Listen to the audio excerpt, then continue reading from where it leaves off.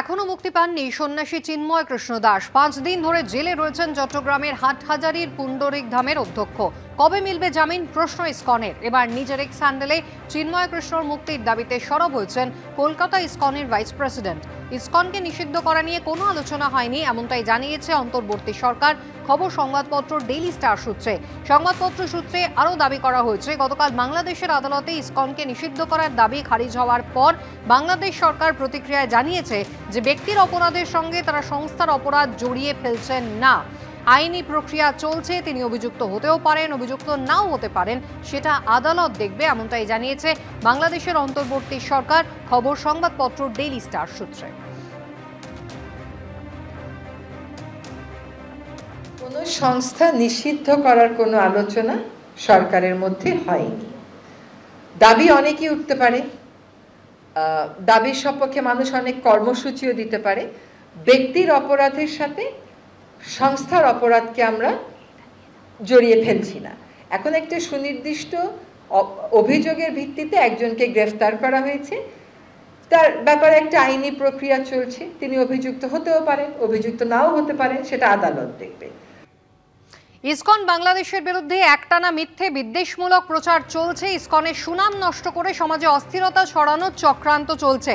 চট্টগ্রামে আইনজীবী সৈফুল ইসলাম আলিফের হত্যার সঙ্গে ইসকনের কোনো সম্পর্ক নেই, কিন্তু তা সত্ত্বেও কিছু গোষ্ঠীর পক্ষ থেকে এই ঘটনার সঙ্গে ইসকনকে জড়িয়ে দিয়ে মিথ্যে প্রচার চালানো হচ্ছে, এমনটা প্রতিক্রিয়া ইসকন বাংলাদেশের সাধারণ সম্পাদক চারুচন্দ্র দাসের।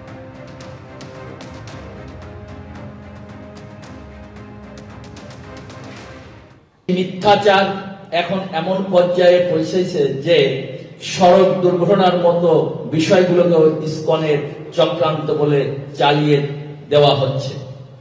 দুঃখজনক ভাবে কিছু বিশেষ মহল ইচ্ছাকৃত ভাবে আমাদের সংগঠনের বিরুদ্ধে মিথ্যা প্রচারণা চালিয়ে যাচ্ছে এবং ইসকনকে নিষিদ্ধ করার মতো অযৌক্তিক দাবি তুলছে। সরাসরি কথা বলবো, ময়ূক ঠাকুর চক্রবর্তী আমাদের প্রতিনিধি রয়েছেন আমাদের সঙ্গে। ময়ূক, 5 দিন হয়ে গেল সন্ন্যাসী চিন্ময় কৃষ্ণ দাস তিনি এখনো জেলে রয়েছেন।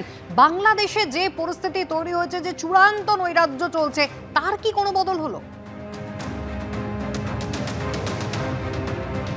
দেখো, সবচেয়ে বড় কথা কুসুমিতা, যে এই সন্ন্যাসী চিন্ময় কৃষ্ণ দাস, ইসকনের সন্ন্যাসী, যাকে গ্রেফতার করে আপাতত জেল হেফাজতে রাখা হয়েছে, তাকে নিয়ে কিন্তু উদ্বিগ্ন রয়েছেন ইসকনের অন্যান্য সন্ন্যাসীরা।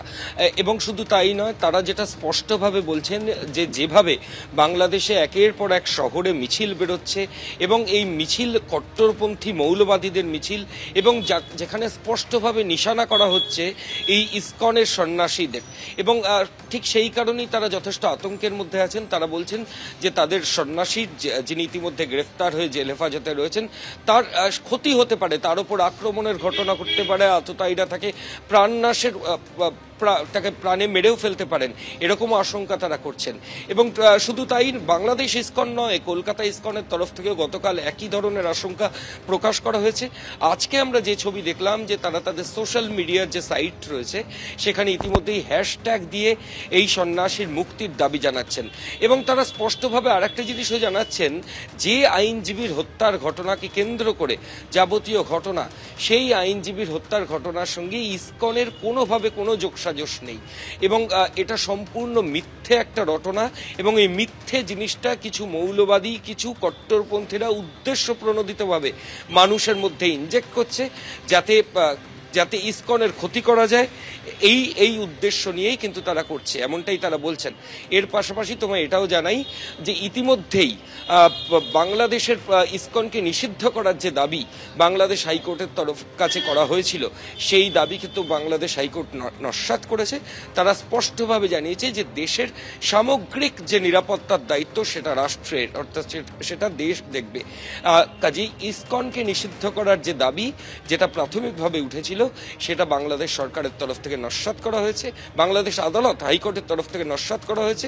এবং বাংলাদেশের যে অন্তর্বর্তীকালীন সরকার, ইউনূস সরকার যেটা চলছে, তারাও কিন্তু কার্যত এখন যেটা বলছেন যে তারা বিভিন্ন জিনিস দেখছেন, এবং ইসকনের নিষিদ্ধ করার বিষয় নিয়েও তারা স্পষ্টভাবে কোনো কথা এখনো পর্যন্ত সামনে আনেননি। কিন্তু বাংলাদেশে একের পর এক শহরে কিন্তু কট্টরপন্থীদের মিছিল, এবং সেই মিছিল থেকে একের পর এক প্ররোচনামূলক মন্তব্য, শুধু মন্তব্য নয়, ওই বিভিন্ন জায়গায় যারা বিভিন্ন অল্প সংখ্যক হিন্দুরাও যেখানে যেখানে বসবাস করেন তাদেরকে টার্গেট করে তাদের উদ্দেশ্যে বিভিন্ন রকমের কুরুচিকর কথা, তাদেরকে প্রাণনাশের হুমকি, এগুলো কিন্তু চলছেই। ময়ূক, ধন্যবাদ।